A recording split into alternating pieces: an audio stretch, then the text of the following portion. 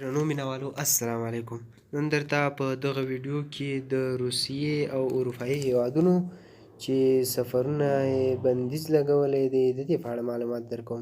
له هر څه نه مخکې ویډیو درسره سبسکرایب او لایک کړئ چې نور خلک یې هم وویني. روسیې هم له اروپایي هیوادونو سره په سفرونو بندیز ولګاوه. تازه د روغتیا نړیوال سازمان اعلان وکړ چې په اروپایي هیوادونو کې کرونا ویروس عام شوی دی او بیړني حالت یې رامنځته کړی دی.